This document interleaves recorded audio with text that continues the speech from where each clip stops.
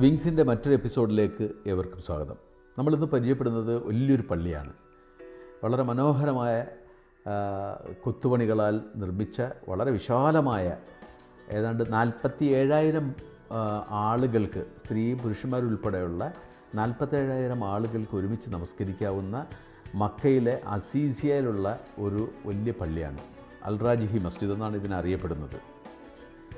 ഹിജറ വർഷം 1434 ഈ പള്ളി പണിയെഴുപ്പിച്ചിരിക്കുന്നത്. മക്ക ഗവർണറായിരുന്ന അമീർ ഫൈസൽ ബിൻ അബ്ദുൽ അസീസിൻ്റെ കാലത്താണ് ഈ പള്ളി അൽ റാജിഹി നിർമ്മിക്കുന്നത്.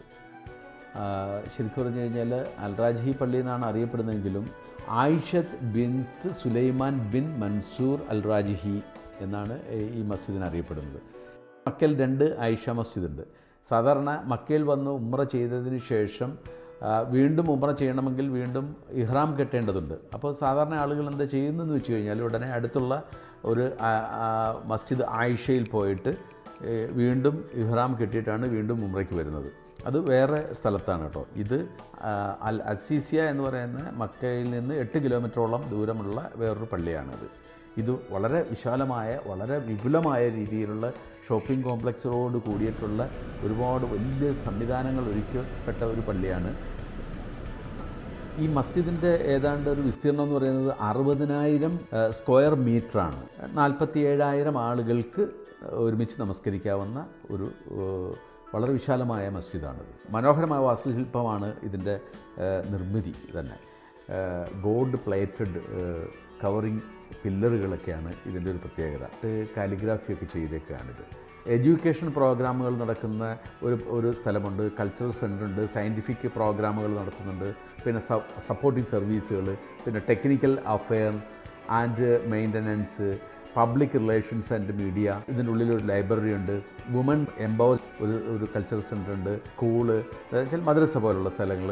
അങ്ങനെ ഒരുപാട് സംവിധാനങ്ങൾ ഒരുക്കി വെച്ചുകൊണ്ടുള്ള ഒരു എന്താ പറയുക ആധുനിക രീതിയിലുള്ള വലിയ വിശാലമായൊരു മസ്ജിദാണ്. ഇതിൻ്റെ മുറ്റം എന്ന് പറയുന്നത്, ഈ മസ്ജിദിൻ്റെ ഫ്രണ്ട് വശം കുട്ടികൾക്കൊക്കെ കളിക്കാനുള്ള ഒരു പ്ലേ ഗ്രൗണ്ട്, അത് കൂടാതെ പാർക്കിംഗ് സംവിധാനങ്ങൾ, മൈതാനം കണക്കുള്ള മുറ്റമൊക്കെയുള്ള വളരെ ദൃശ്യഭംഗിയുള്ള ഒരു മസ്ജിദാണ് അൽ റാജിഹി ആയിഷ മസ്ജിദ്.